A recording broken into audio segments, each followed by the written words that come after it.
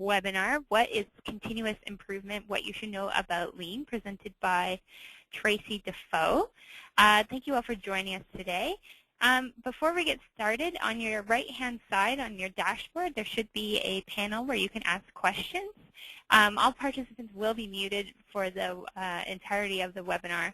However, you can ask questions throughout by typing them in the question box. Feel free to ask questions throughout, but questions specifically pertaining to the presentation will be answered after the presentation itself by Tracy. So very quickly, I just wanted to introduce our presenter today. Tracy Defoe is a Canadian specialist in workplace learning, a consultant to business, labor, and government, and a very part-time instructor at Capilano University in BC. Tracy is interested in how ideas and practices go from talk to action to culture. Some of her clients who were implementing continuous improvement got her going in learning and teaching Lean. She called her consulting company The Learning Factor because she brings a focus on learning to workplace change dilemmas. So I'm going to pass it over to Tracy to take it from here, and enjoy. Okay, hi everybody. There we go. I wanted to start. Thanks for joining us. I especially want to thank the people I see on the attendee list who are people I know and who know a lot about continuous improvement. And I hope that maybe you could add comments as well as questions, because I can see them as we go along. So I wanted to start with my title slide here of the baby. And you might be wondering about that baby. Why would we have a baby for a session about continuous improvement?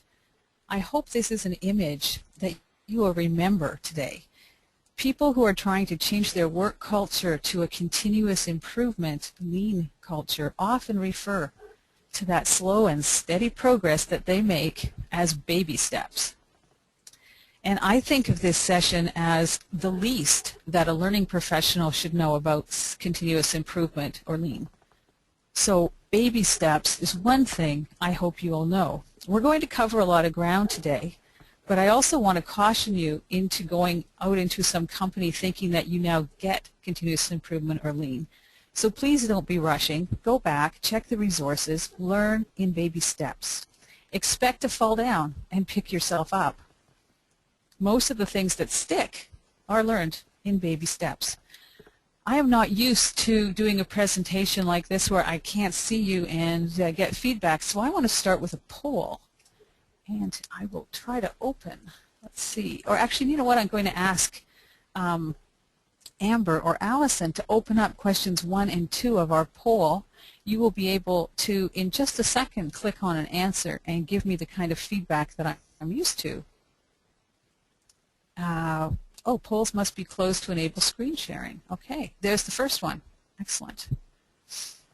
So who are you? Are you an educator, a literacy essential skills practitioner, an HR professional, somebody who practices lean, or none of the above? I know there's some other consultants on the line and some people from literacy organizations who might not think of themselves as practitioners. So if you could answer that one, that would be great. And then in just a minute, when Amber has her answers, we'll start the second one. Oh, I actually don't want to show the results yet, but I'm going to talk about the results in a few minutes. Sorry, Amber, there's actually a slide coming up to talk about the results. So if we could see the second one. Second question, what brings you here to the webinar today? Are you somebody interested in workplace learning? Are you just learning about continuous improvement? Are you looking for resources and freebies and places to go? And maybe are you following the whole series? That's the kind of wide-ranging learner I always try to be. And of course, I know there's some people here who are my friends or who are fans, if that's meant as a little bit of a smile there, of the presenter. So if you're only here for that reason, I gave you a spot to answer. We will look at the results of these a little bit farther along when we talk about customers. So when you're done that, if you give me back control, I can move on. Yay, so that was me. I have with me today Allison Mullen and Amber Haas, who are working back, I want to thank them. I know that they are the people who will deal with you if you have technical trouble. So if you ask a question that says, I can't hear you or my mic doesn't work, these are the people who will answer those questions and get you going. I also want you to feel free to participate through the question area by perhaps typing nodding or yes or huh, so that I get some idea of how you're feeling. So I want to thank them very much. And the time frame we have is I will leave as much time as I can at the end for questions. Here, of course, is our plan, and I know you've seen that before. Whoops, I went right past it. The plan, I'm going to try to cover some of the basic concepts of continuous improvement and lean. By the way, we use those words interchangeably here in North America most of the time. I am going to try to say them out so that you don't have to remember that. I'm going to talk about learning and continuous improvement and give you some examples, and if we have time I will give you more examples. I'm going to talk about what we sometimes call that contested terrain, or the things to watch out for, things to know about the politics of workplace learning, places where you might run into trouble. I'm going to deal with your questions and then show you the resources, which I hope you will check out later on. I like to work from questions, and so for me the kind of focus questions of this time are going to be what do organizations mean by continuous improvement, which I will be writing as CI, or lean. I wanted to use organizations and not companies because lots of organizations that aren't companies are trying to do continuous improvement, hospitals, school districts, and certainly not-for-profits, people like that. So we'll be talking a little bit about that. What about learning and continuous improvement? If you're interested in learning, you're going to love to know about continuous improvement. And if you're interested, we can talk more specifically about that. And then finally, the only question I learned from graduate school, so what? So there you go. Continuous improvement, what is it? Well, it's a management system. It's a philosophy, and some people who write about it talk about it as a way of life. So one thing you should know then, a management system that depends on a learning culture, a culture of respect and participation, a culture that documents things, that pays attention to everyday practices in their company. It's also a philosophy that's really comfortable telling stories of transformation. So those of you who are participating today who come from an educational background, I think you're going to be excited about that. This is a kind of organizational practice that lets you talk about transformational learning. You got to love that.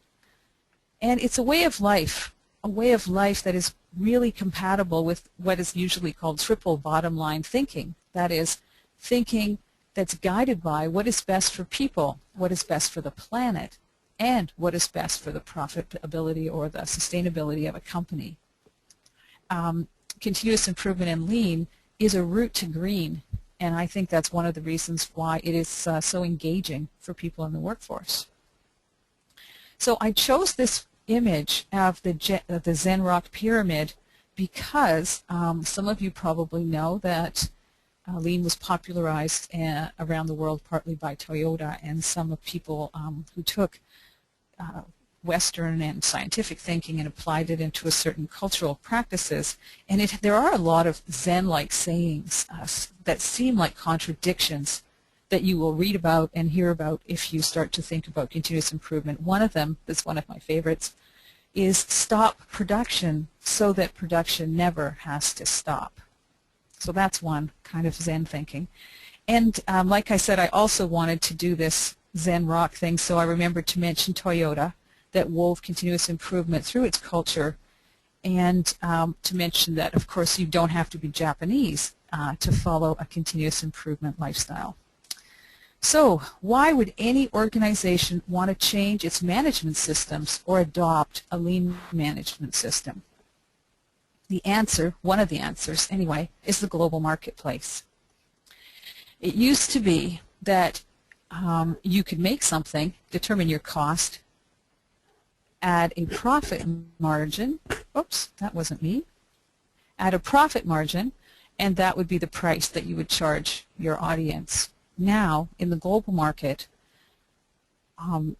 price is sort of dictated by the marketplace.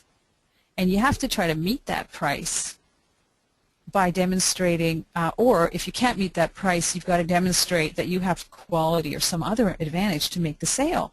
So nowadays people think of it as the price is fixed more or less around the world in the marketplace. People know what they expect to pay for something, whether it is a tutor, a car, or a pound of something, a pound of butter or whatever. We know the price more or less in our marketplace, so the price managed minus your fixed costs will be your profit. You probably comparison shop on the internet, and so you know how this works. Another reason people might want to change their work culture is limited resources. It could be resources in that green sense. We're trying to change our carbon footprint, or it could be in fact something like hospitals, municipalities. So those are some of the examples of organizations that are moving to lean initiatives to save your money, to save public money, and to get the most from limited resources. Companies also, of course, feel the pinch of limited resources. Another reason is following the leaders. Business learning is often done through example. If sustainable, profitable organizations that treat people well are finding success through continuous improvement, others will follow. So all of this depends on people learning and changing, applying a version of the scientific method to their work. So when you meet an organization that tells you it's on a continuous improvement path, you should know that they are a hotbed of adult learning. Everybody from the CEO, the managers, the supervisors, all the way up to the frontline workers is up to their necks in learning opportunities and often imperatives to learn. People are the foundation of continuous improvement plans, and success is going to depend on engaging those people in their work and supporting them with the conditions they need to be successful. Teaching them problem solving, problem defining, let's start with, problem monitoring, and problem improving tools, and letting them try and learn and try again. So one basic is that continuous improvement is a management system. The second one is that it centers on people. But maybe the most basic thing you should know about lean thinking is that it always starts with thinking about the perspective of customers. It could be customers like these if you're a workplace educator. It could be customers like these who buy and use your products and services. The idea that you could ask, who are our customers and what do they want, what do they value, is central to continuous improvement thinking.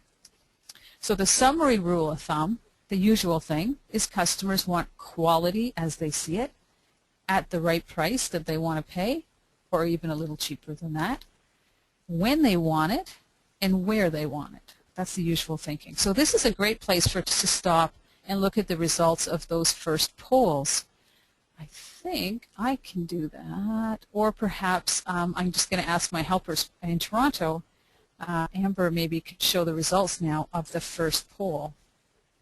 Can we bring up? Yes, sharing poll results. This is awesome.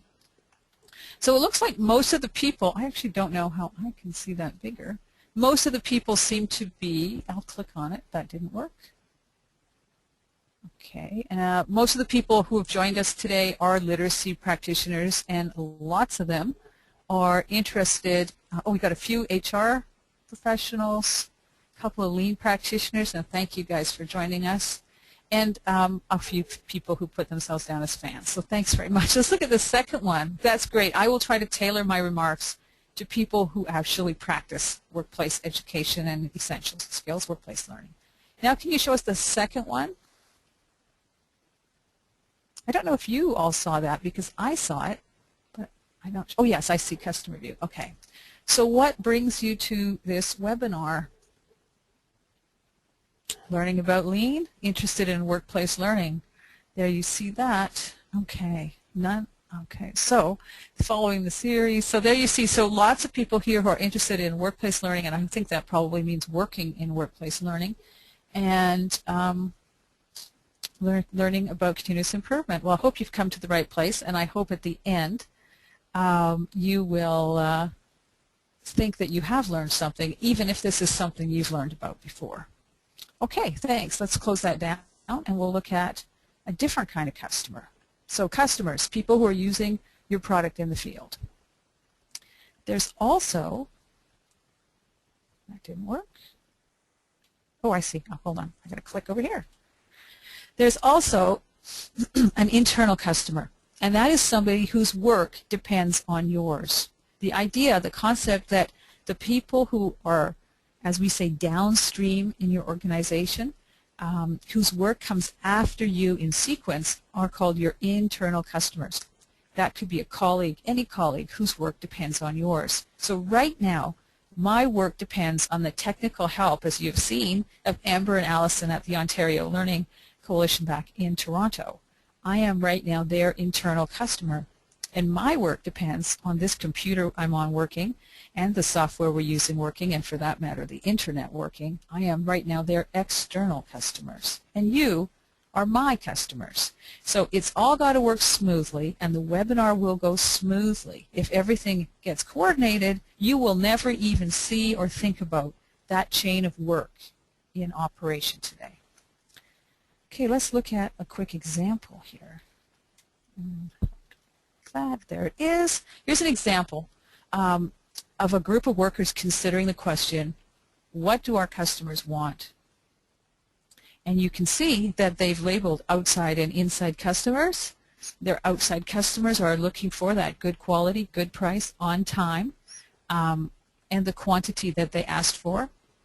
But look at the inside customers.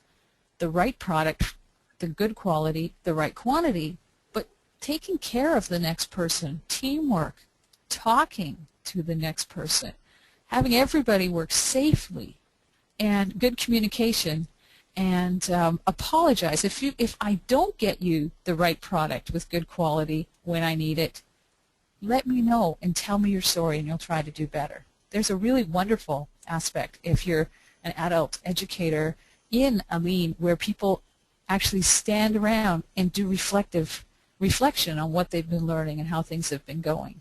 And I have been to workplaces where people do that every day. I've actually written about that. It's in one of our resources. So think about it, apologize, how things are going. Good communication is the center to good customer service and good customer, happy customers. The next question in this particular training would be, how do we know how we're doing with our customers, and can we measure it? But before I rush ahead to measurement, which you probably, maybe you have heard about for continuous improvement, let's talk about directions. How do you know where you're going? First, for continuous improvement in lean, we think about our customer values, what they need, what they want, and what they'll pay for. The CEO, the executive team, they're responsible for articulating the vision and the mission of the company, often with lots of input from workers and from stakeholders of all kinds, the board, whoever. They set a direction of a business plan to respond to that customer-driven value proposition, and their managers will be responsible for that vision, direction, systems, and planning. Systems, very important. And ideally, this kind of thing happens right at the beginning when a company is founded. But most of the time, it happens in response to problems and even crises. So, overall direction, sometimes called the true north, which is why I had that compass up there, of the organization. Then all the people in the company develop targets within their group, within their value stream. Multiple targets for periods of time could be targets for a quarter, a year, a month. In places that are pretty far along, targets for a day, targets for a shift. And as the people get more skilled and more practice in continuous improvement, targets can be hour per hour and even minute by minute. Targets for quality, on-time delivery, safety, cost, and most of the time, cost reduction targets. The people in the company or in that organization will be asked to hit many goals every shift, every week, every month. And by the way, if you do hit those or you don't, then you know at least to make adjustments, and that's partly the big idea of that. So how do they set up a system that makes all of that possible? They focus on value. You probably have heard about adding value or creating value. Value, as I said, from the customer's perspective, means what the customer is willing to pay for, what they want in the product. So you create that service or that product that the customer wants. They'll pay for it and be happy if it's the right one at the right time at the right price. The lower photo is an example of continuous improvement training and materials and methods. It's a hands-on training in the work area, on a shop floor, dealing with a real situation and a real need for improvement for these workers. They are analyzing steps in their work and deciding which ones add value and which ones don't. This is from a development of a project called Team Time, which you can read about on now the Adult Literacy Database and documents, and in an OLC publication, and both of those are in the resource list. So, time for another poll. And Allison can start the poll for me. This one is about your work. What bugs you at work? I've offered some things that I didn't have a way to offer you to write in an answer, so I had to put some of the really common ones that I hear from people. What bugs you at work? Deadlines, waiting, fixing mistakes, the way we do our jobs, or cluttered workstations, can't find anything, messy copy rooms. I've seen lots of messy copy rooms. So pick one of those that bugs you at work. And this one, I think, when you close it, we can look at that right away. Okay, so here's the results. 26% of you said deadlines, 39% waiting. Everybody hates waiting. What a waste of time, right? 4% fixing mistakes. 22% there are things in the way I do my job that bug me, or the way our organization works. If you've ever worked, some of you might work for big organizations. I've worked for lots. And there's lots in there about useless meetings maybe, or the steps in our job. And then finally clutter. Those are all wastes. Those are ways of waste. So waiting. Nobody is adding value to your customer if you're waiting, if a machine's waiting, if material is waiting. If you have to correct mistakes, your mistakes, the person higher than you whose work you depend on mistakes, that's a waste. If you have to move stuff around a lot, if something travels within your company from one building to another zigzagging around, that's a waste. They often get lost. You don't know where things are. How much you move your body, that waste is called human motion, so over-moving. Over-processing, too many steps in a process. One of the basic improvements is, do we have to do this step? Do we even need to do this? Why do we do this? Overproduction, that's doing more or making more than you have to, and then storing it, which leads sometimes to too much inventory. When we talked about cost reduction, a lot of organizational cost reduction in a well-managed lean company will be focused on inventory reduction. There's a lot of money tied up in inventory. You pay for it, you store it, you probably are heating and renting the place it's stored in, and it's really easy to forget about it and just get more. It's also possible for it to become redundant. So those are the 7 classic wastes of lean and continuous improvement, wastes of money. And waiting, the one that most of you picked, is one of those wastes. So you can see how if you could decrease waiting in your job, you might have more time to actually do profitable and valuable work, what you are trained and paid for. So this entire process of work together, by the way, thanks for answering those questions. I'm used to a lot of feedback in my work, so I'm glad to know you're out there. This entire process, products start to finish, is called a value stream. So you look at a product line or a service that goes together and identify the value streams in your work, in your company. right? You don't want to think about or just deal with a single place or a part of the system. You want the whole process from beginning to end. That's the value stream. And when it comes to a value stream, I hope you're all appreciating that little stream with money in it. Like a river, you want it to flow, and you want to find that value with you and keep it flowing. So you'll see the photo of the people working. There's at least 3 people there, so let's assume there's 3 places in that work area where the product is changed, where value is added, created in that system. And if they have good flow, they'll be not waiting for each other, for example. And you want to, like I said, you want it to flow.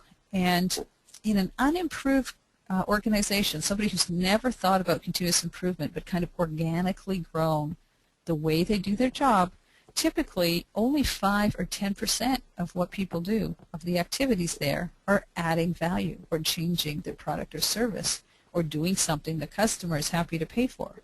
So typically there is a lot of room for improvement in a value stream. Let's talk about learning and CI. Most of you are learning practitioners and learning professionals. There's a lot of good adult learning practices that have an equivalent in the lean continuous improvement philosophy. And that is one of the reasons why it can be an easy fit with adult learning at work.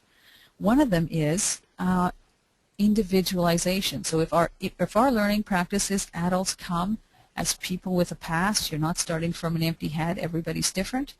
Inside the value stream of a lean organization's thinking, they have this idea of one-piece flow, deal with one at a time. So when I tell a company or an organization that maybe we need to look at all of their workers as individual learners, that we all go one-piece flow, and we nod about that. There's also the idea of learner-centered, start with the learner. In this case, perhaps learner as customer, right? What do they want? What do they need? What are they ready for? In continuous improvement, there's this notion of push and pull. It's one of my favorites to talk about and teach, but I didn't make it a big focus of this because I think it's going to make sense to you fast. Push is, I'm embarrassed to say a little bit what I'm doing now. In a learning sense, it is you push play and it just keeps coming at you. I always say it's Lucy on the chocolate factory line. It's just going to come and you can't stop it. If I had my 40 slides and I did this without ever thinking about how you guys were doing, it takes the same amount of time, whether there's questions or not, whatever feedback you get. That's push. Pull is give it to me when I'm ready, give me what I want, and in a factory that can mean you don't move things along until the person next to you in the work sequence is ready for it. So you don't have things building up in front. Pull is efficient and it's safe, and it is the best way to run your work. So we're going to look at an example from my work where we tried to move a little bit from push to pull. Of course, for individuals in learning, we like the idea of an individual learning plan. I'm very big on an individual learning plan, and particularly one that is negotiated with somebody, so they have a lot of input into it. Same thing with an improvement plan. If you think a group is ripe for improvement, they better participate in that plan. So that works really well with continuous improvement thinking. Meaningfulness, it's probably the theme of my teaching life, is trying to make things meaningful for people. And continuous improvement activities, because they are tied to important goals, because they focus on what bugs people often about their work, and really often are tied to the actual survival of their organization, they tend to be really meaningful goals. If you like workplace education because you like working in the real world, continuous improvement will give you some focus there. So,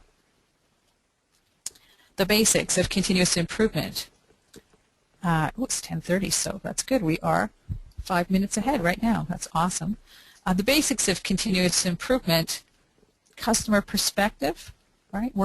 Creating value, locating, learning to see, they sometimes say, see the waste and reduce it. Of course, the goal, eliminate, but reduce it, finding waste. Value systems, that's that start to finish and flow. Learning together, that's why it's a great fit with education. And heading for perfection, so you've set your sights high. Imagine the ideal. What would this look like if it was perfect? How would we get it? What will this be like when we get it improved? If we could start over, how would we make this just right? And then, of course, is this thing we're talking about now, is this little baby step we're about to take, is it heading on that path? Okay, this is just a quick bit of data to sort of give me a chance to talk about myself. Well, no, to tell a story that I own rather than someone else's improvement. This shows you the hours of work that I did on a curriculum development project last year.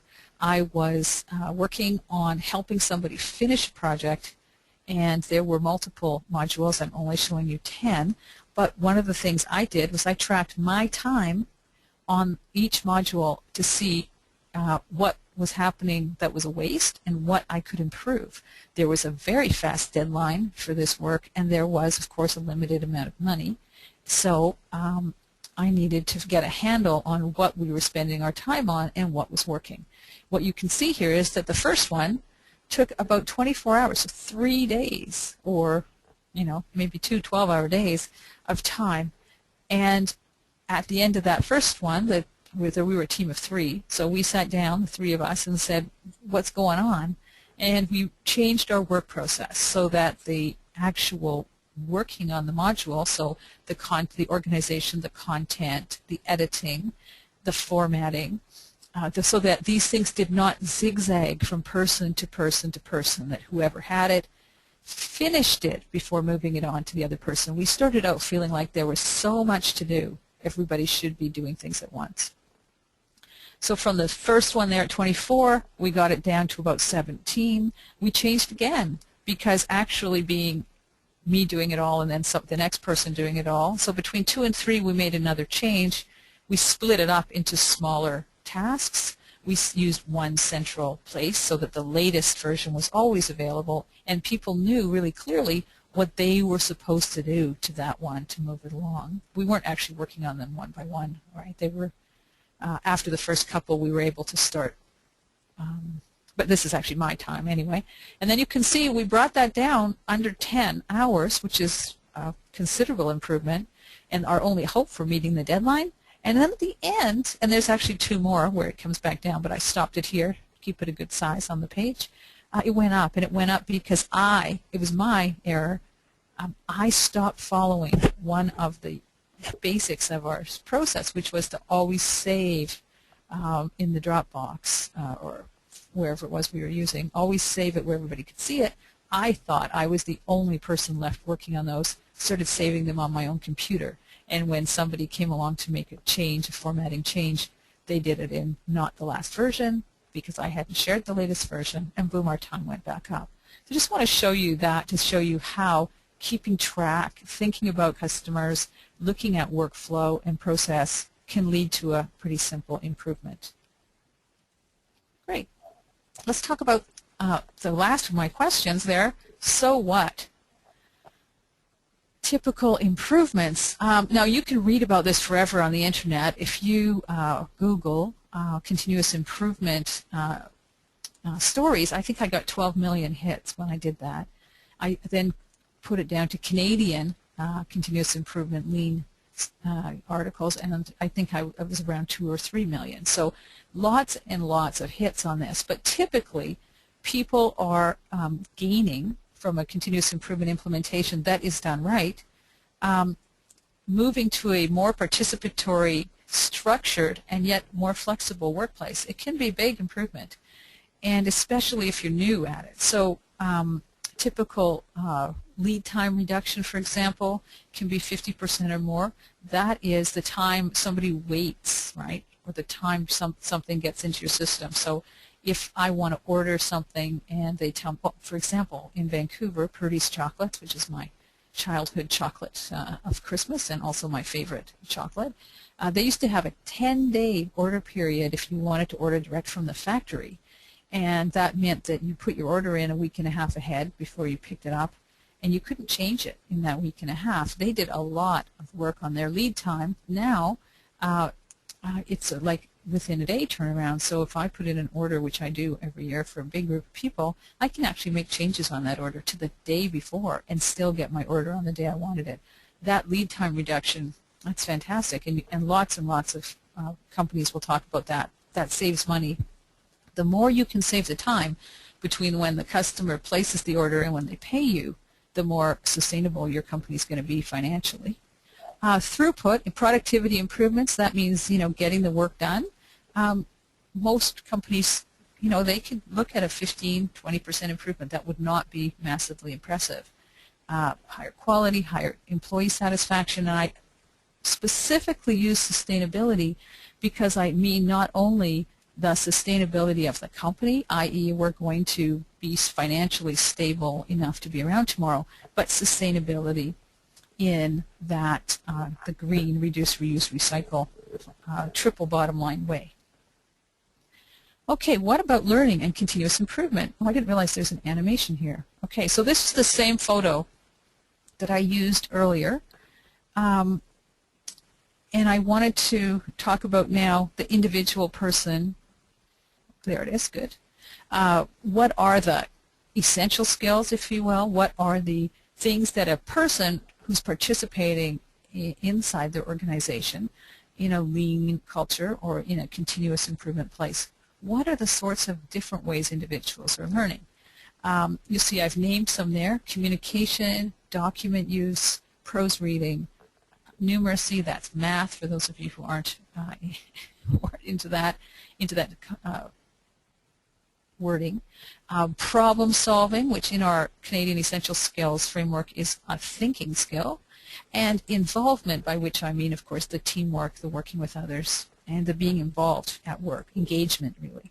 So here's a picture that comes, I think tells that story pretty well. This is a picture of a tour. And you can see Sonny in the middle. That's he is leading this tour. The people around him who are looking at him tell the story of what's happening in his workstation are both visitors from other companies and managers from his own company. This is part of an Innovations Insight tour, which I have on the last slide there for resources, ways you can learn, where people go to learn from other companies and see how they are implementing their improvements and what they're doing that people can learn from, and basically how they're learning together. This guy is leading this tour. He's one of the people keeping those documents, working on and in this product line's improvement, and we practiced this visitor's tour before it happened.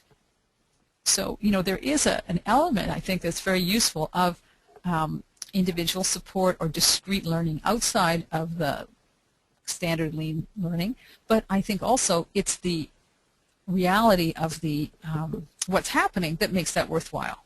So learning will happen typically in an organization in a couple of ways. There will be formal training and there will be informal learning on the job as part of a product team, interacting with other people, especially supervisors and managers. Also, of course, when you get thrown into a situation like this where you have to learn something and get comfortable with it so you can use it in a real way at work.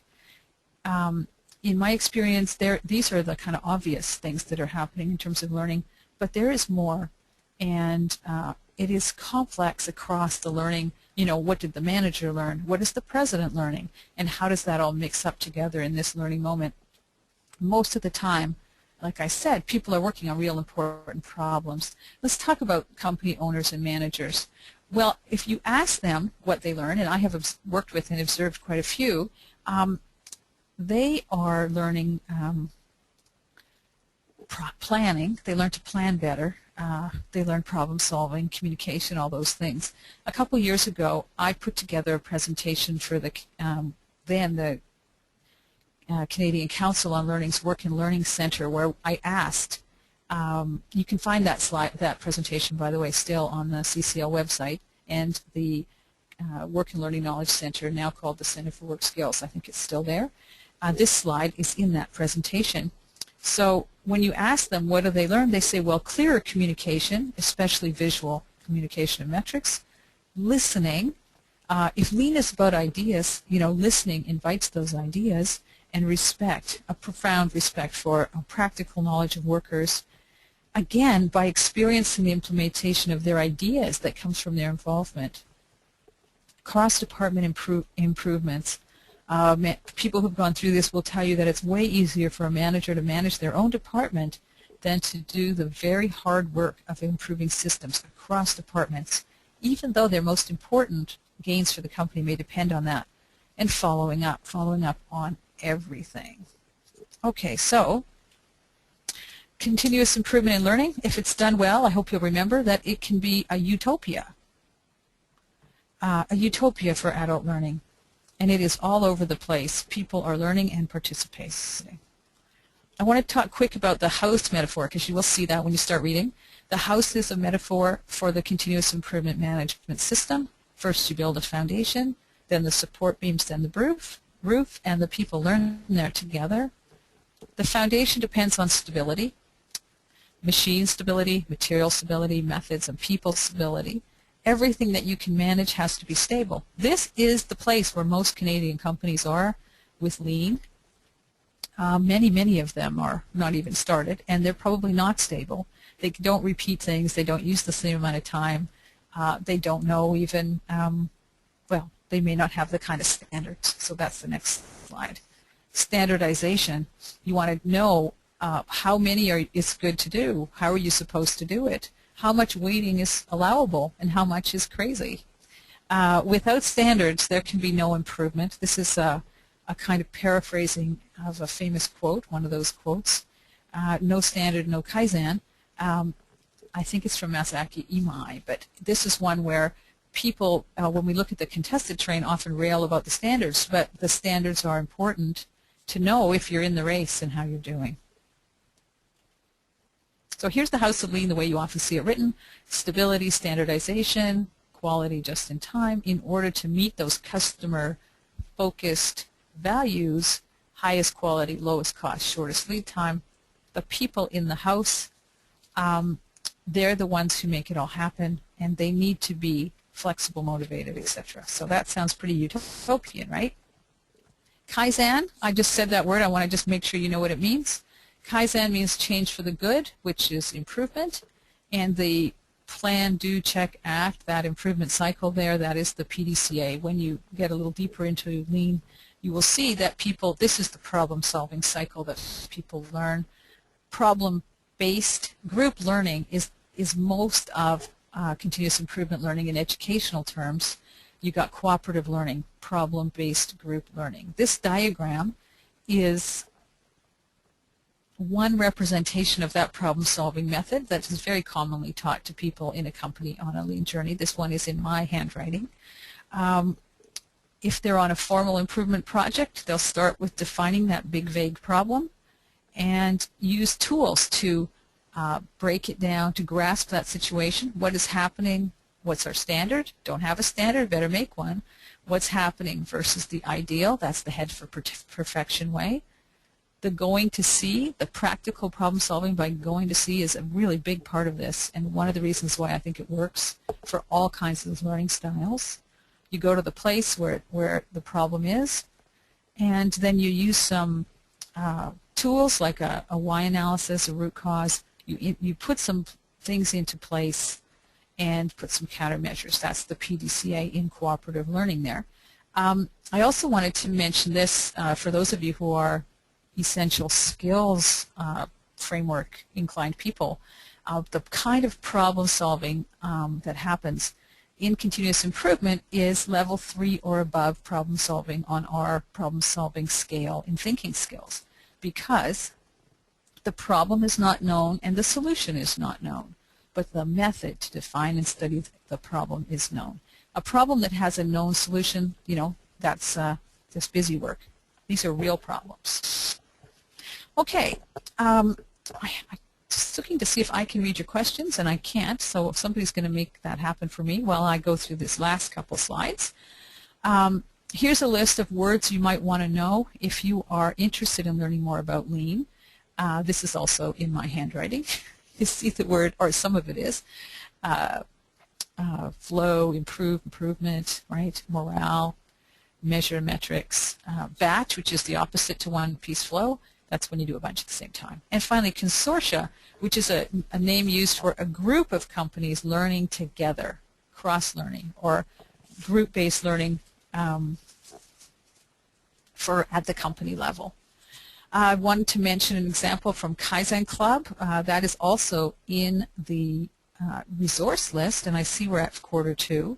So I think I'm just going to say you can read about that. Very interesting learner-centered problem-solving group in the resources. And Lean Basics is the name often given to the first course that people will take. So continuous improvement is continuous change, continuous learning. Those same presidents and CEOs, when I ask them, you know, how does learning fit? They often don't have that learning filter on. It's not what they think about. And so, you know, one president said to me, we are learning all the time, and it is usually not what we expected. I think those of us who work in adult education can relate to that one. And I really wanted to then touch on some of the things they don't expect, the importance of meaningfulness, the sort of challenges of learning styles, and resistance in adult learning. If you work in adult learning, you know that resistance is expected. And sometimes the unhappy people who talk about lean are working from a place where they maybe are working in a place where it's not happening well or where the change is great. So they're asking questions like who benefits, who loses, what changes happen, when and how, and who gets to say what counts. This is sometimes the kinds of things that, you know, where lean gets talked about as mean. I always think of lean cuisine, actually, rather than lean is mean. But anyway, that's where improvements or changes can be made that lead to layoffs, or where workers report that they think that they are losing their skill because of standards, because of doing the work in that one best way. That's because they're not engaged in thinking about it themselves. If the improvements are done by other people, if engineers or some sort of outside experts, people who you don't see as being in your team, come along and tell you how to do your job, you start to feel de-skilled. And of course, there is some thought that there's a depersonalization. So when you look at this contested ground or the criticism of lean, you know, there's a lot of things written about that, and I've got lots on the resource list.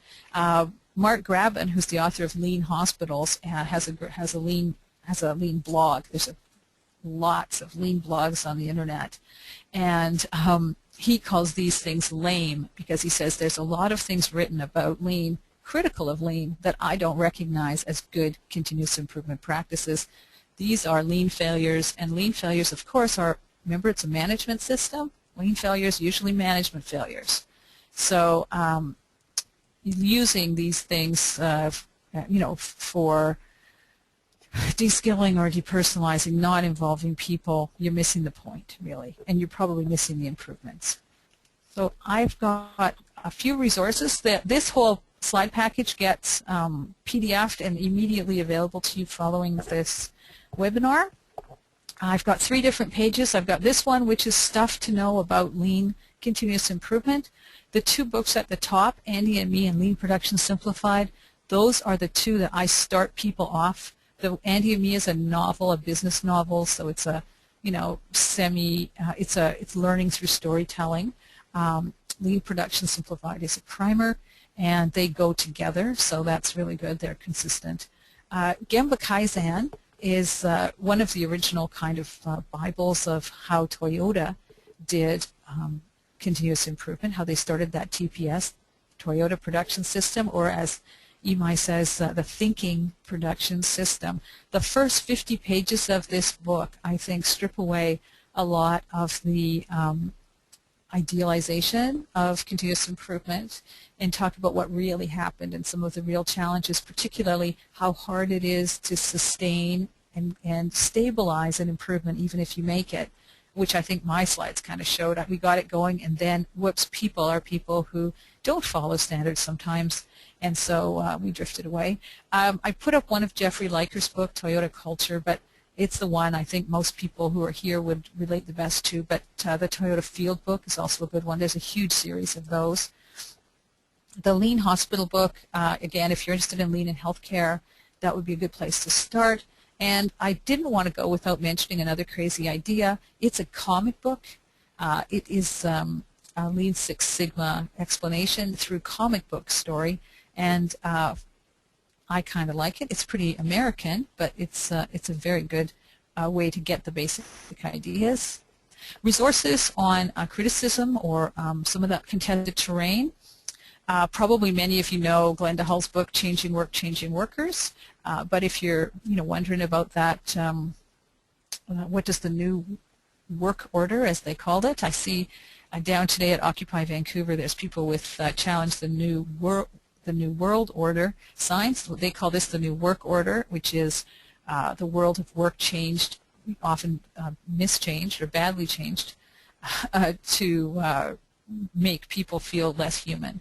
The Politics of Workplace Literacy, Cheryl Gowan's doctoral thesis, fantastic book. It's hard to get now, but you can get it cheap used. And if you're new to workplace learning, read that book to understand how sometimes people can be dumb. I know Dilbert does a good job of explaining crazy management practices in trying to make improvements, but Cheryl Gowan does a good job too. Lori Graham is a woman who got a job at an American auto plant and then wrote about it, and particularly wrote about some of the assumptions, some of the mistreatments, and the non-fit for an American worker in a plant that was very fast trying to go this way. I think it was also her doctoral thesis and then sort of popularized. But not that many people have written such a detailed account. Of course, I'm going to plug our book, Reading Work, which I see now you can get as a download from the publisher. That has stories, 4 cases of all companies that are trying to make improvements and do continuous improvement: fabric company, pickle factory, a hotel, and a more high-tech place. And I think if you're looking to understand learning, you could do worse. Resources on the web. If you go to, of course, now I'm sure most people know about our National Adult Literacy Database as a source for docs, Canada.com, and look for a newspaper story called Kaizen Works Lean. You can find out about Kaizen Club, which is a group I work with. There are stories with the Workplace Informal Learning Matrix on the Center for Education and Work in Winnipeg's WILM product that I think if you can't even imagine what a continuous improvement place looks like when it's doing a good job, there's some stories there that I think you'll like. And that's my website, where I'll try to put up some links that will help you, especially if you ask specific questions. Here we have the go-to places in Canada. Because I think the best way for you to learn about Lean is to hook up with a tour, a course, or a group, or a company that's opening its doors. You also will find lots of things on the internet you can read if you connect with the Society for Manufacturing Engineers, the AME, or the Shingo Prize people. The AME has a series of company visits coming up in Ontario and Saskatchewan. I saw one in Edmonton. That, if you're new, why don't you just sign up and go visit a place and let them tell you their story. Innovation Insights is a national program also done with CME, where Canadian companies open their doors and let you visit. HPS, High Performance Solutions, is a group that runs some of those consortia, those companies working together. There's a couple people from that company on the webinar today. And I know that they probably can help you, hook you up if you want to learn Lean. They certainly probably want to help you learn it. So, summary, Lean's a management system. Learning is everywhere. So what? It can be important to sustainability for a company. And then, what's next for you? I hope next for you is learning more about Lean, asking questions, and getting connected with it. Time for questions. I hope there are some. I put the ballot there again. Our own PDCA, please remember later to do feedback. Okay, Tricia, we do have a few questions here for you. We have a few minutes left. Yeah. Okay, so the first one, who should be trained first in a company as, for example, senior level or workforce level? Usually senior, I mean, the usual thing is if the senior level isn't on board and don't understand this, then, you know, you're just not going to do it. I do know some places where people have, you know, started in their own area, maybe a supervisor or even a team leader kind of has this, hears about it and tries it, but to make big change, the owner of the company, the president, everybody has to say, this is the way they're going to go. So I would say you got to win over the senior level, partly because this is going to take some money, energy, and time, and they have to be on board with that. Okay, and I have a second question here. Tracy, can you talk about how a workplace literacy practitioner might use this information in terms of approaching companies and designing, delivering workplace literacy and essential skills? Right, well, I assume that was, sorry, geez, I hope that was obvious, but let me try again. These companies that are doing, anybody who's doing continuous improvement, if you go on the web and you find, you know, your local business group, or that there's a consortia in your area or courses who's going to those courses, everybody in one of those companies knows that they are learning things they probably could do a better job of learning. So they want to hook up with learning professionals or people who understand adult learning. If they believe their workforce is just as challenged as the managers are in learning, they might be interested in essential skills and literacy. I mean, for sure. They know. The first company that ever asked me was trying to teach people some of the document and charting, and they just realized that they sucked at teaching it. And then I got involved in them teaching the other part. So if you understand the paradigm and what they are trying to achieve, I think listening and treating them like a customer and sort of starting where they're ready to start and then building on the edges of what they know. This is something I talk about a lot. People learn from the edge of what they already know. So I think the misfit sometimes for the essential skills pitch or the workplace literacy pitch to this company is they don't see how it meets their customer need, or they don't see how it flows with their business plan. But if you understand enough about how they are organizing themselves, maybe in this improvement way, or if you say central to solving your problems is all of these other cluster of skills, the document use, the communication, whatever, I think there is a lot of ground there for connecting with businesses. I also think, and I'm sorry this is so late, that probably discrete, like, you know, it isn't like we're going to fix people's numeracy and they'll be better participators. This is a real place for that multiple literacy, multiple person, multiple skills at once view of development. Continuous improvement demands people skills and technical skills and document use skills. I think that's a whole other webinar. Yeah, I think so.